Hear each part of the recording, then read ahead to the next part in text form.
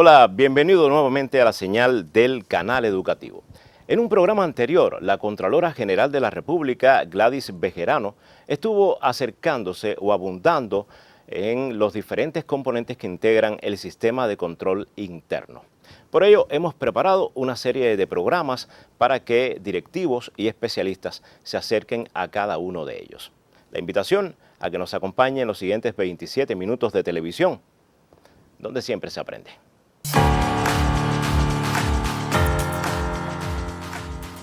Miriam Marván González es la primera vicecontralora general. Y al principio, en la introducción, cuando hablaba de los componentes que integran justamente el sistema de control interno, decíamos que íbamos a abundar a través de especialistas y directivos en cada uno de ellos. El primero al cual nos vamos a referir es justamente al ambiente de control. Y Miriam, yo creo que esa podría ser la primera pregunta. Bienvenida a estos programas especiales. ¿Qué es el ambiente de control? Muchas gracias, Alain. Nosotros agradecemos esta oportunidad de intercambiar con la teleaudiencia sobre este importante tema y además muy interesante. Ya lo veremos durante todos los programas. Como la Contralora General se refirió en el programa anterior, el sistema de control interno es un sistema o un modelo de gestión estándar que establece principios básicos y, digamos, normas generales para que en cada entidad se adecue a las características y competencias de cada una de ellas, con cierto grado de flexibilidad. Como decías, el componente ambiente de control es el primero del sistema de control interno y traza las pautas para que se establezca el funcionamiento armónico, organizado y apegado a la legalidad socialista en todas nuestras entidades, en total correspondencia con lo que establece la Constitución de la República en el artículo 9, en que se consagra la obligatoriedad que tenemos todos los ciudadanos de actuar apegados a la legalidad y además que los órganos, organismos y sus directivos exijan estrictamente su cumplimiento, siempre actuando dentro del límite de sus competencias. ¿Qué mecanismos se han instrumentado, qué mecanismos existen para su implementación? Para implementar el sistema de control interno, lo primero que debemos hacer es reconocernos como entidad, conocer qué somos, para qué fuimos creados, quiere decir la misión fundamental, los propósitos de esa entidad, qué formas organizativas se va a adoptar y en correspondencia con esa definición, entonces aprobar la estructura que dé respuesta a los procesos y actividades que van a tener lugar en una entidad para cumplir la misión asignada. O sea, que no va a haber una que se repita exactamente igual en ninguna otra dependencia. Es así. El sistema de control interno, con esa flexibilidad que ofrece de que se implemente de acuerdo a las características propias, a las funciones, las competencias, la misión que tiene cada entidad, pues proporciona esa posibilidad de que una entidad incluso parecida a otra por su misión, no sea igual el sistema de control interno que se aplique, porque tiene que ver con las condiciones que tiene la entidad, el personal, el lugar donde está enclavado, y en ese sentido nos da la posibilidad de que sea ese traje a la medida del que tanto se habla, se implemente con las características específicas de cada centro laboral. Digamos que todos los organismos, todas las empresas del sector estatal en nuestro país tiene también una misión dentro de los nuevos contextos económicos que tiene el país. ¿Crees que ese ambiente de control que se ha diseñado y que decías no era una camisa de fuerza, tenía toda la capacidad de ajustarse a cada una de las necesidades o demandas de la empresa, crees que es pertinente en este momento más que nunca? Creo que es importante decir que el principal objetivo del sistema de control interno es contribuir al logro de la eficiencia y la eficacia de una organización en cumplimiento de su razón social.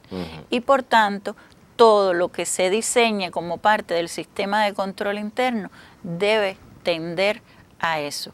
En este componente, que es la base sobre la cual se erigen el resto de los componentes que conforman el sistema de control interno, deben dejarse claras las reglas de funcionamiento de una entidad.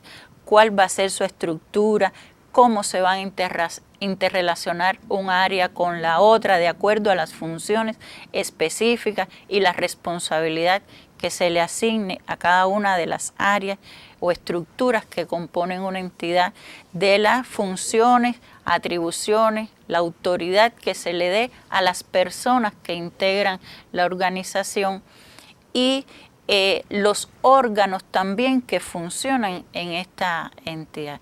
Resulta muy importante en una entidad definir cómo va a funcionar el consejo de dirección, esa dirección colegiada, de qué manera va a hacerse en esa entidad. Y no solo el consejo de dirección, sino el resto de los órganos asesores, consultivos que tiene ese consejo de dirección para dirigir una entidad. En ese sentido, pudiéramos mencionar, por ejemplo, que debe quedar establecido cómo va a funcionar el comité de contratación o el comité de expertos que tiene que ver con toda la gestión de recursos humanos, el propio comité de prevención y control que forma parte del sistema de control interno, el comité técnico asesor que marca las pautas de la actividad técnica y de desarrollo de una entidad.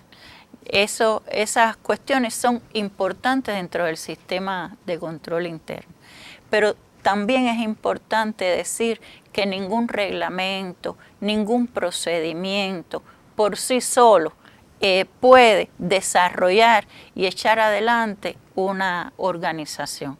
Son las personas quienes imprimen dinámica al funcionamiento de una entidad y lo llevan adelante. Por eso, en este componente resulta esencial lo relacionado con la formación, el fomento, el desarrollo de valores éticos en los colectivos laborales. Los valores que nos van a identificar como un grupo de personas empeñados en un objetivo común. Y en ese sentido, las entidades deben definir actividades, programas para fomentar y desarrollar esos valores éticos, sin descuidar el ejemplo personal de los jefes, que son quienes en todo caso marcan la pauta y movilizan la participación activa y consciente del colectivo de trabajadores en pos de lograr el cumplimiento de la misión que le ha sido asignada. Una misión que no solamente tiene componentes económicos, sino que también tiene componentes sociales, tiene componentes ideológicos y digamos que es un resumen de una serie de aptitudes para poder conseguir la eficiencia a la que aspiramos y que cada vez sea mucho mejor. Hay otras aristas también que tienen que ver con este primer componente y por eso, Miriam, si me lo permites, voy a estar conversando en breve con otro experto en torno al interesante tema. Acompáñenos, donde siempre se aprende.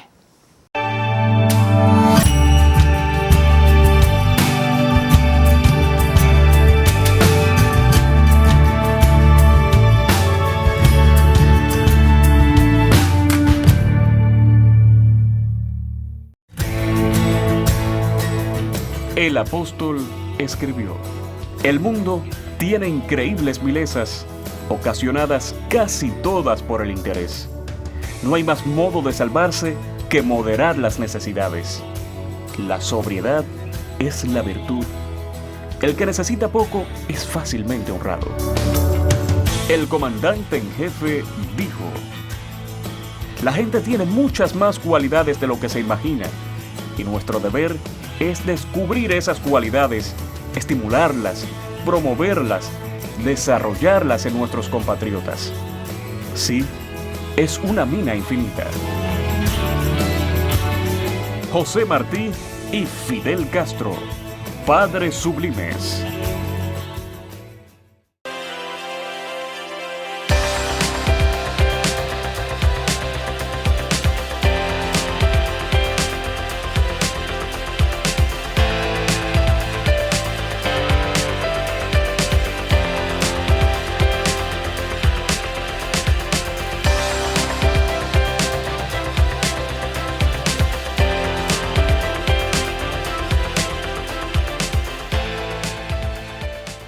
Mi siguiente invitado es el director de Organización del Trabajo del Ministerio de Trabajo y Seguridad Social.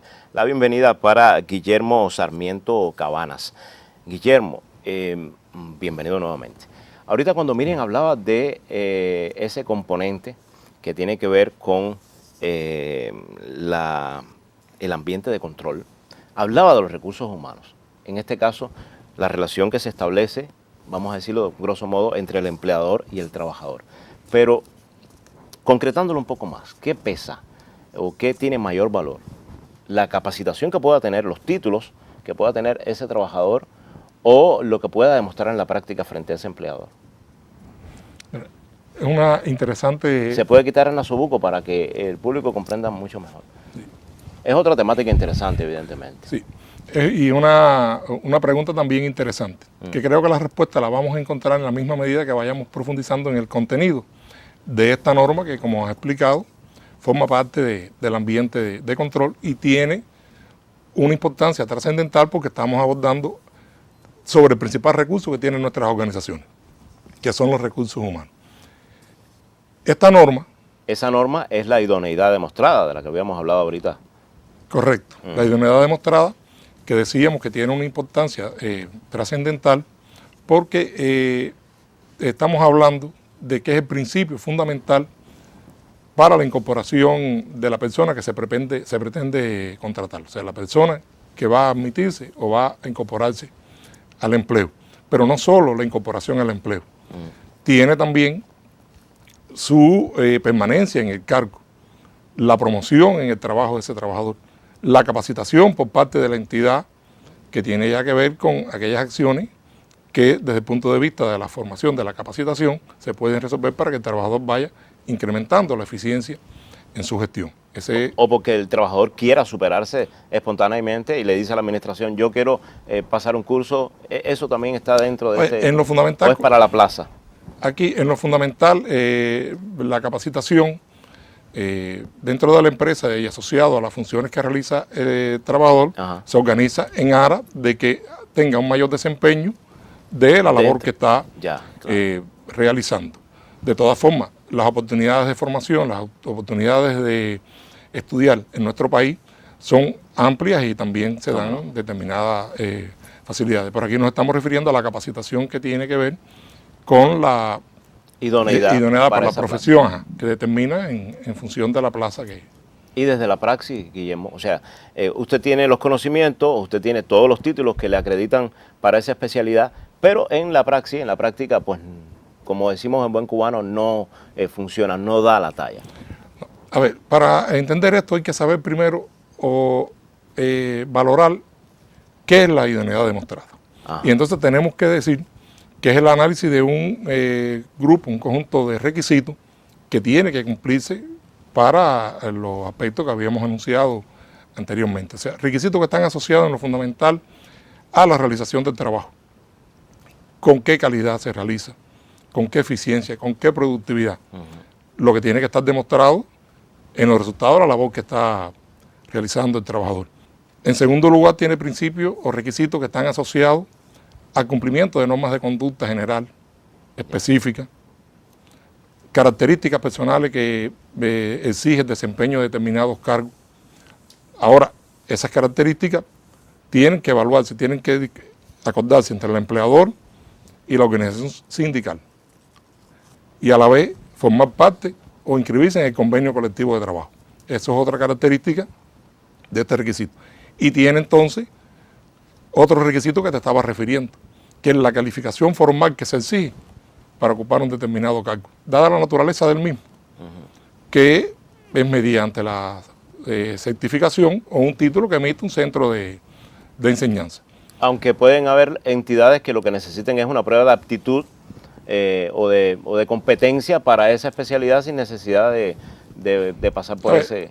Yo creo que aquí es válido, necesario entonces referir que el empleador, el jefe de la entidad, tiene una facultad o puede autorizar el desempeño excepcionalmente de un trabajador que no cumpla con este requisito de calificación formal, siempre que el trabajador haya demostrado que se cumple con el resto de los requisitos. ¿Y quién lo decide? ¿Él solamente, el director de la entidad, o hay otros factores que inciden también en determinar que la idoneidad está presente?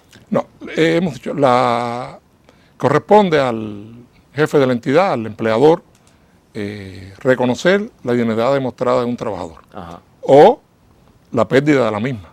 O la pérdida, porque puede ser todo lo O contrario. la pérdida de la misma. Ajá.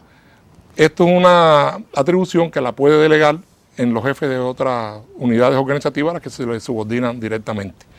Pero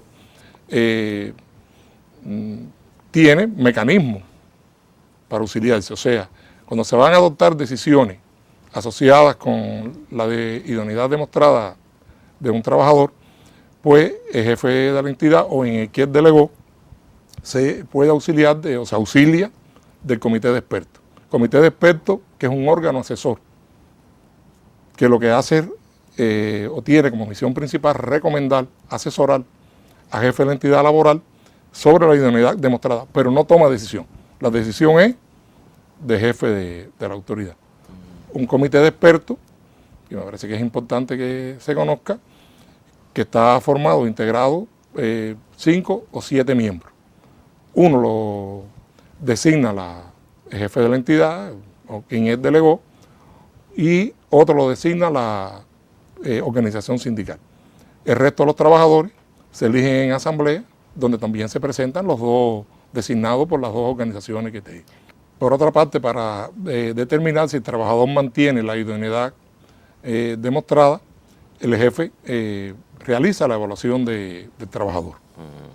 Evaluación que la realiza sobre la base del cumplimiento de los requisitos que habíamos abordado, sobre todo los asociados a cómo se realiza el trabajo, con qué eficiencia, con qué calidad, con qué productividad, los asociados al cumplimiento de las normas de conducta, o sea, cómo se cumplen sus atribuciones y obligaciones, en los términos también y condiciones que se acuerdan entre el empleador y la organización sindical. ¿Eso es lo que se llama convenio colectivo de trabajo? ¿O el convenio colectivo de trabajo es...? Se acuerdan las pautas y se inscriben en el convenio colectivo de trabajo. Ya. Se inscribe, porque fíjense que hemos hablado del convenio colectivo de trabajo, además estamos hablando del ambiente de control. Claro. Y todo esto forma parte de ese ambiente de control. Eso se inscribe en ese ambiente, en ese convenio colectivo. Y importante decir que el término o la evaluación se debe realizar como al menos una vez al año. Una vez al año. Esos son elementos importantes. Y aquí también tiene otro elemento, que es el proceso de retroalimentación que tiene que existir entre el evaluado y el evaluador. Proceso de retroalimentación porque da la oportunidad, la posibilidad de perfeccionar, buscar cuáles son aquellos aspectos que el trabajador tiene que profundizar para buscar mayor eficiencia en la labor que está realizando, y entonces la legislación vigente reconoce el derecho que tiene el trabajador de que se discuta la evaluación entre él y quien lo evaluó, manifestar sus opiniones. Y puede que esté inconforme con la evaluación. Si tiene una inconformidad con esta evaluación, puede reclamar en el término de 7 días hábiles al jefe inmediato superior de quien lo evalúa. Y este va a dictaminar, va a proceder, va a dar su dictamen contra el que no hay recurso de apelación ni en la vía administrativa ni en la vía judicial. Claro, si el trabajador aprecia que hay violaciones de procedimiento en lo que está acordado en el convenio colectivo de trabajo, pues entonces, en materia de derecho, reclama ante el órgano de justicia laboral, como primera instancia. Y si tiene inconformidad, entonces puede hacerlo ante el tribunal. Esa es una características de este proceso. Por eso es importante estos programas que estamos dedicando desde Canal Educativo, y aquí hay un ejemplo muy claro. O sea, ¿puede ser útil este nivel de información para un empleador? Por supuesto. Para la empresa estatal socialista, por supuestísimo. Pero para un trabajador, conocer cuáles son esas pertinencias, ese protagonismo que también tienen este intercambio de valores, de identidades, de experticia, de idoneidad, pues también es importante para el trabajador, porque si no, no podría reconocer que hay una violación en el cumplimiento de ese requisito. Pero a veces una fábrica tiene 500 trabajadores. Ese jefe es el que hace la evaluación de los 500 trabajadores. No podría, digamos que, la objetividad y el control disociarse un poco ante tanta gente. No, como te explicaba ahorita, no es el jefe de la entidad quien evalúa a todos sus trabajadores, porque él delega en los jefes de las unidades subordinadas, unidades organizativas que se les subordina. Y en una dirección pueden haber 4 departamentos y cada cual evalúa por esta facultad que se ha legado a sus trabajadores. O sea, no es que el jefe de la entidad o el director de una empresa que tiene 500 trabajadores evalúa cada uno a los 500, cada cual tiene. Y en caso de que ese trabajador no reciba una evaluación satisfactoria y se demuestre que, por supuesto, tiene esos problemas, esas faltas de idoneidad. Cuando el trabajador obtiene una evaluación de su trabajo de deficiente, ya el jefe de la entidad o quien él delegó tiene la obligación o está obligado a iniciar el análisis de un proceso de idoneidad. Ya tiene que realizarlo. Claro, aquí vuelve también derecho que tienen los trabajadores. Claro. Porque el trabajador, a partir de la decisión del jefe de que el trabajador ha perdido la idoneidad, puede entonces también reclamarla ante el órgano de justicia laboral y, dado el caso también que persista la inconformidad, ir al tribunal municipal. Es también otra de las... O sea, existen muchas vías, todas tienen, ya están pautadas como parte de ese mecanismo que hablaba Miriam, pero además tiene algo que ver con la cualidad humana que tiene el sistema cubano. O sea, prestarle toda la atención al trabajador y no solamente atender cuando tiene una dificultad, sino también promoverlo. En el sentido contrario, Guillermo, ¿cómo sucede este aspecto de idoneidad? Yo demuestro que soy idóneo y mi jefe entiende que yo puedo aspirar a otros, ir escalando, digamos, desde el punto de vista profesional. Claro, es muy sencillo porque en la empresa se van creando, o en las entidades se van creando oportunidades, y el trabajador que puede haber comenzado con un cargo, digamos, un albañil A o un albañil B, ha creado sus habilidades, sus condiciones y puede llegar a albañil A, ya fue promoviendo en el resultado de su calificación, que además después le corresponde un mayor salario por haber incrementado su elevado, ¿no?, a otro cargo, a otro puesto. Eso se da. Pero quizá también es importante referir, porque cuando hablamos de los derechos, cuando el trabajador ha perdido la idoneidad, la administración gestiona la reubicación del trabajador en otro puesto, para el que sí cumple los requisitos. Él perdió la idoneidad en el que estaba, no cumplió con determinados requisitos, no cumplía con la calidad del trabajo, con la eficiencia, etcétera, para ese cargo, pero se le puede reubicar en otro para el que sí los cumple. Si no existe la oportunidad, no existe esta posibilidad de reubicarlo en otro cargo, pues entonces se da por terminada la relación de trabajo. Y aquí el trabajador recibe una garantía equivalente, una garantía salarial equivalente al salario escala de un mes, a partir del momento en que se le notificó. Claro, si no acepta injustificadamente la reubicación que se le dé, pues concluye, se cesa la relación de trabajo y no recibe entonces ninguna garantía.